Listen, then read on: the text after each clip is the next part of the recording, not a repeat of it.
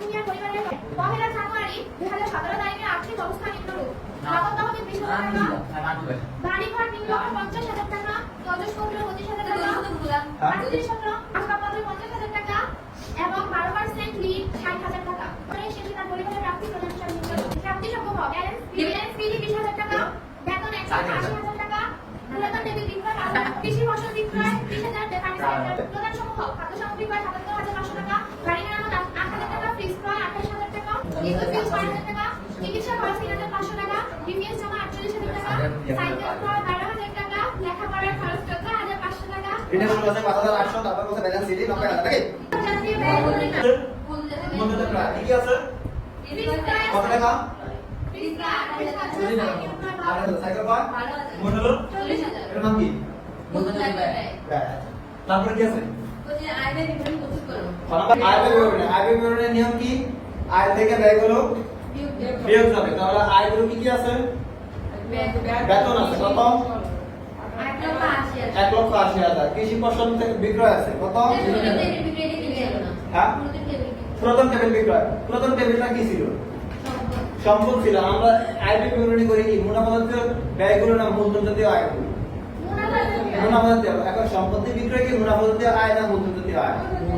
এই জন্য আসে। আচ্ছা, তারপর পাবলিসি থেকে মুনাফা কত? 75,000 যোগ করলে মোট আয় কত আসে? 2,85,000। ব্যয় আছে কি কি? প্রথমে ব্যয় আছে খাদ্য সামগ্রী ক্রয় কত টাকা? সমন্বয় দেওয়া আছে কি আছে? কি সমন্বয় আছে? খাদ্য সামগ্রী মজুদ রয়েছে 1,000 টাকা। তাহলে খাদ্য সামগ্রীটা কি? বিয়োগ। আর যে পরিমাণটা খাদ্য সামগ্রীটা হলো তো ব্যয়, তো ব্যয়ের যে পরিমাণ মজুদ থাকে ওই মজুদ অংশটা কি? সম্পদ। ব্যয় যখন মজুদ থাকে, ব্যয় যখন অগ্রিম থাকে, ব্যয়ের অগ্রিম কি? সম্পদ। ব্যয়ের অগ্রিম সম্পদ। ব্যয়ের বকেয়া দায়। ব্যয়ের বকেয়া দায়। তাহলে এখন ব্যয় আছে কত? ব্যয় করা হয়েছে কিন্তু অগ্রিম ব্যয় করা ফেলছে। মজুদ রয়েছে একটা আছে, মজুদ রয়েছে মানে কি রয়েছে? অগ্রিম ব্যয়। তাহলে অগ্রিম ব্যয়টা কি? সম্পদ। ওই সম্পদের অংশ কি মুনাফা জাতীয় আয় বিবরণীতে আসবে? মজুদ বিক্রি আছে। তারপরে আছে বাড়ি মেরামত কত? বাড়ি মেরামত 8,000। বাড়ি মেরামত কত? 8,000। তারপরে রয়েছে বিদ্যুৎ বিল কত? 6,000। বিদ্যুৎ বিলের সাথে সমন্বয় রয়েছে কয় মাসের বকেয়া? 2 মাসের। আমরা অঙ্ক করি কয় মাসের? 12 মাসের। বলছে বকেয়া আছে কয় মাসের? 2 মাসের। তাহলে দেওয়া হয়েছে কয় মাসের? 10 মাসের। দেওয়া আছে কত টাকা? 6,000 টাকা। কয় মাসের বেতন? 10 মাসের ভাড়া? 10 মাসের ভাড়া। তাহলে 6,000 টাকা আছে কয় মাসের? 10 মাসের। 10 মাস। কিভাবে বুঝলা? বকেয়া রয়েছে 2 মাসের, তাহলে দেওয়া হয়েছে কয় মাসের? আমাদের অঙ্ক তো 12 মাসের। বকেয়া রয়েছে 2 মাসের। আর তাহলে দেওয়া আছে 10 মাসের। তাহলে 6,000 টাকার কত দিয়ে ভাগ দিছি? 10 দিয়ে। 10 দিয়ে ভাগ দিলে কয় মাসে পাওয়া যায়? তাহলে 2 দিয়ে গুণ দিলে কয় মাসের আসে? কত আসে? 1200। কত আসে? 1200। 6,000 যোগ করলে চিকিৎসা খরচ কত? 3,500। লেখাপড়া 14,500। কাপড় খরচ 16,700। ঋণের সুদ আচ্ছা, ঋণের সুদ এখানে দেওয়া আছে কত? 5,850। প্রাপ্তি প্রদানে দেওয়া আছে কত? 5,800। কিন্তু বলছে ঋণ নিচ্ছে 60,000 টাকা, 12% সুদ। 60,000 টাকা ঋণের 12% সুদ কত আসে? 7,200। হ্যাঁ, 7,200। তাহলে দিছে কত? 5,800। দিছে কত? 5,800। দেওয়ার কথা কত? 7,000।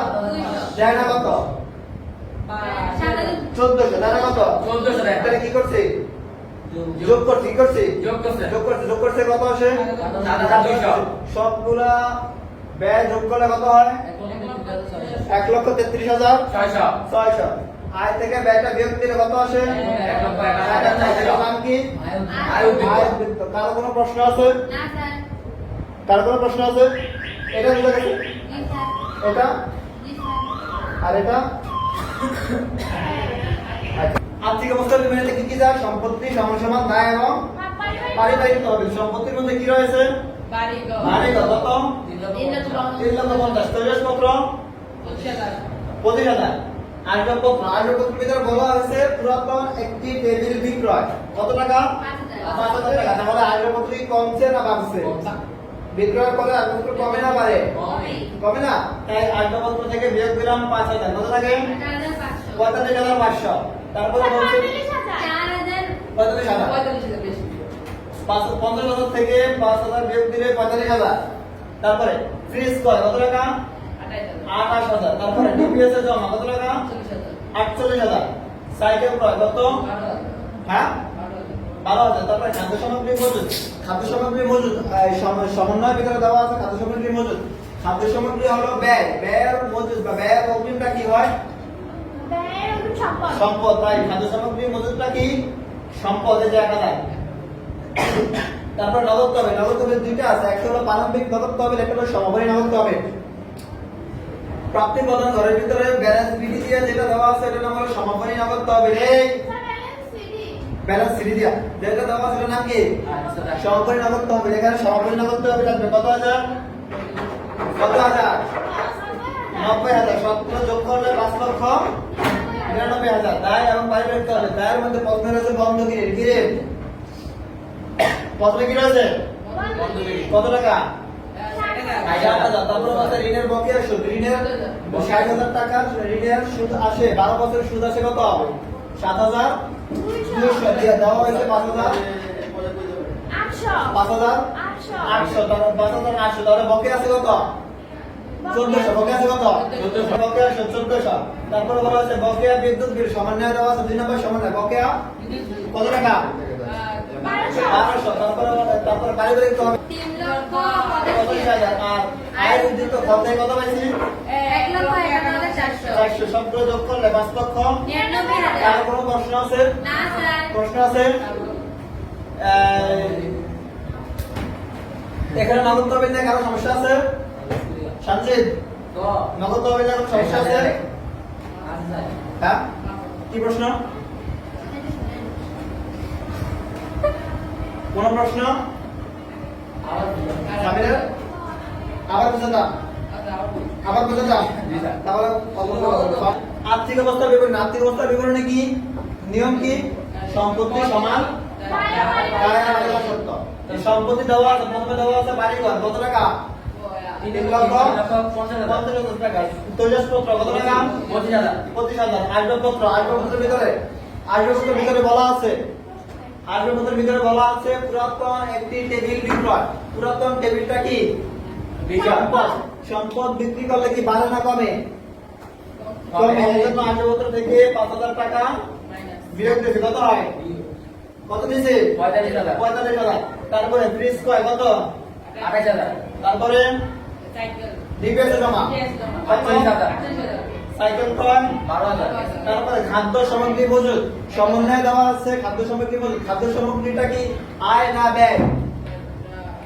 ব্যয়। খাদ্য সামগ্রীটা ব্যয় যখন মজুদ থাকে এটা কি অগ্রিম না? ব্যয়ের অগ্রিমটা সম্পদ না দায়?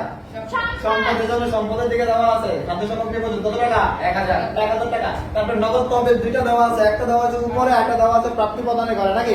প্রাপ্তি প্রদানের ঘরে যেটা ব্যালেন্স সিডি দেওয়া আছে এটার নাম কি? সমাপনী নগদ তহবিল। এখানে কি সমাপনীটা আসবে না প্রারম্ভিকটা আসবে? সমাপনীটা আসবে। এজন্য কত টাকা?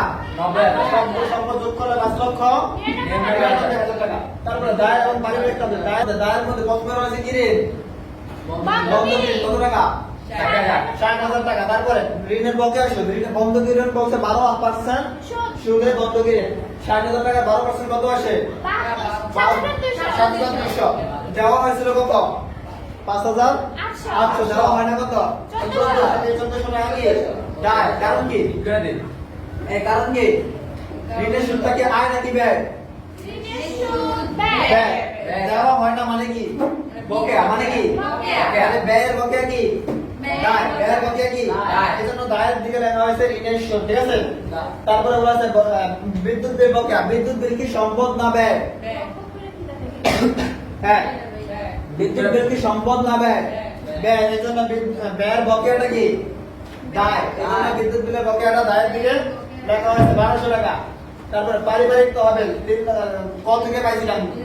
পারিবারিক তহবিল প্রশ্ন দেওয়া আছে 3,85,000 টাকা এবং আয় উদ্বৃত্ত খ থেকে পাইছিলাম 1,51,400 সবগুলো যোগ করলে 5,99,000 আর কারো প্রশ্ন? No, sir.